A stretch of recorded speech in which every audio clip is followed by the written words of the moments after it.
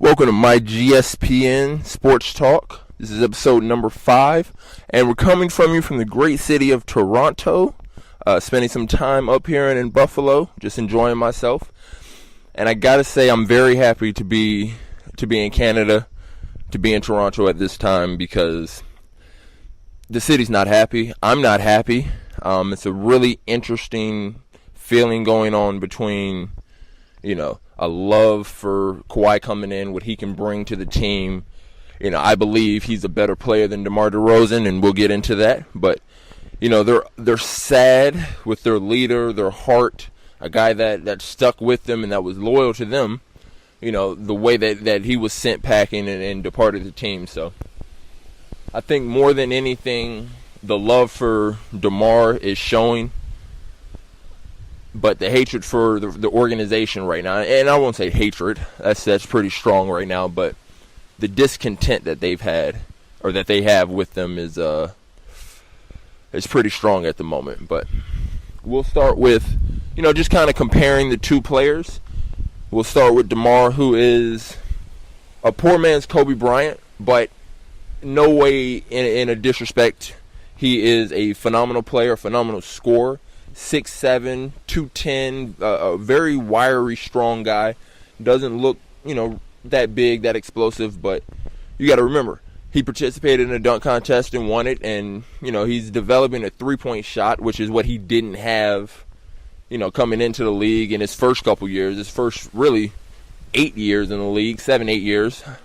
But he's a crazy athlete. We've known that since his days with USC. He did 1 year at USC, came out, was the 10th pick, I believe, and, he's really been a fantastic player for Toronto ever since. He's an all-star. He's an all-NBA caliber player. He was the face of their franchise, and for them to get rid of him after everything he did, he put the city on his back every game. Kyle Lowry definitely was out there stepping up with him as his teammate, but what DeMar did his entire career for Toronto, the way that he matured, the way that he stuck with that city, it was a beautiful thing to watch. And you don't see a player give his all to a city like that, and then when he has a time, a decision to leave, go somewhere where, he can win a championship or he can compete a little bit more, he decides no. He has unfinished business in Toronto, stays and, continues to be phenomenal every game, night in and night out. He had a little bit of trouble in the playoffs a few years ago. They did get swept this year by a LeBron team that had no business sweeping them, being the number 1 seed in the East. But again, this was the number 1 seed in the East for the first time in the franchise history of Toronto. So for them to get rid of him, and almost for nothing. The trade comes with some cash consideration, some picks. Danny Green also goes to Toronto from San Antonio, but the real meat of the trade, meat and potatoes, is Kawhi for DeMar. We've talked about DeMar. Now we'll talk about Kawhi. Kawhi is a godsend of a player. He's quiet. You're not going to get many issues out of him. All the things that we've heard have been from his camp, and many believe it's not from Kawhi. I'm actually probably the strongest component on that, or he's a really quiet guy. He doesn't go out and boast and brash about everything that he's accomplished. He's an NBA Finals MVP at such a young age. He's been to a couple finals, and that's just seasoned him more than DeMar. That's one way I think he's just a little bit better. He's been to the playoffs and been deeper in the playoffs than Kawhi, or than DeMar, so that helps him out. He can score on all 3 levels. He's always been a good corner, three-point shooting guy. He was a 3-and-D guy when he came into the league, and for those who don't know, that's your defensive guy. He's just going to play defense. Usually it's like a 3-man, maybe a 2-man, but you plug him in to play defense and to hit corner jump shots. The corner's the easiest jumper or three-pointer to hit in the NBA, so you stick him in either corner, let him hit those shots, and play defense. Kawhi played his role perfect.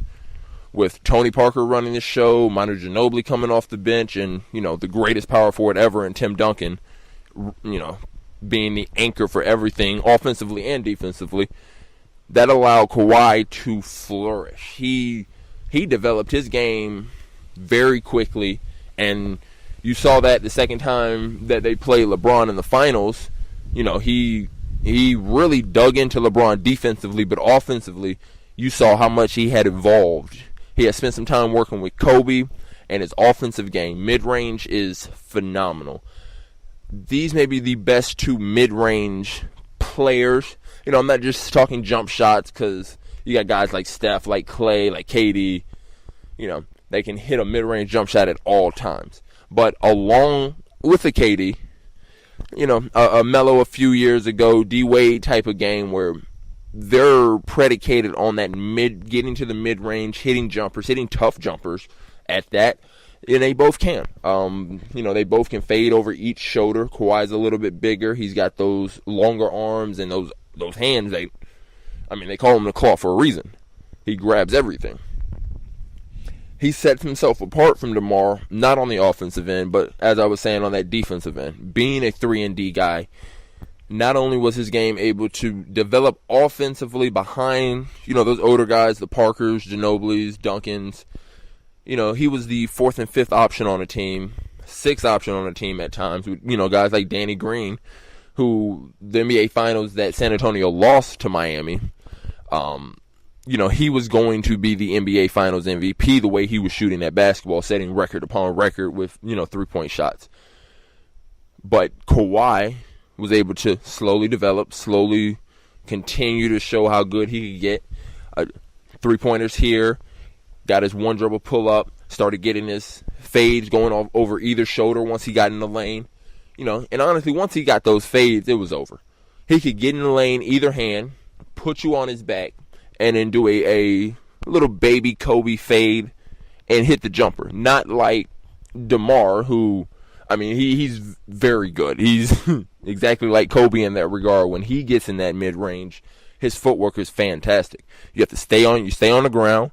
He can give you 3 pump fakes and then fade and hit the shot. His degree of difficulties on his shot is through the roof. So, you know, if we talk offensively, I may give the edge to DeMar, but Kawhi is right behind him. Defensively is what sets Kawhi apart. As I said, he's the best defender in the league. He is hands down the best on-ball defensive player in the game of basketball. He is one of the top on-ball defenders in the history of the game of basketball. I think he's better than Gary Payton because he's bigger.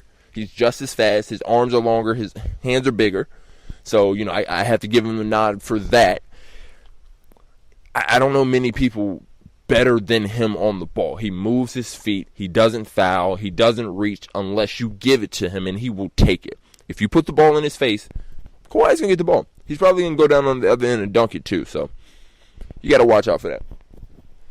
But all in all, you know, can't forget to mention, very sorry, Kawhi Leonard may only be there for 1 year. Everybody knows he wants to go to LA, whether that be the Clippers or the Lakers to play with LeBron. People know Kawhi wants to go to LA. He'll be a free agent after this season. So, Toronto's track record with their superstars is not good. If you add in what happened with DeMar, them trading him when they flat out told him there was nothing on the horizon, that he was going to be there, you know, I think that's absolutely ridiculous. You know, they lose guys like Tracy McGrady left, Vince Carter left, Chris Bosh left. You know, their superstars don't stay. So with Kawhi only being on a 1-year loan, basically, I don't see him staying. So definitely San Antonio got the win. They do lose a shooter in Danny Green, but, you know, you make up for it with a pick and DeMar DeRozan, who can definitely fill up the bucket. You need that with guys leaving like Tony Parker. You need another veteran who will be going into his 10th year in the league, so he can help you out with that presence. He wants to be there. He wants to learn. He wants to win. He can help you out with that. So San Antonio gets the win as far as trade goes. But if Kawhi wants to be Kawhi this year and be that MVP candidate in a very weak Eastern Conference, Toronto has a shot in getting to the NBA Finals and him being an MVP this year. I give the nod in player to Kawhi Leonard. Thank you. Well, I thank you for listening to the myGSPN podcast. We'll be back tomorrow, talk about some more basketball and some more sports, so please stay tuned.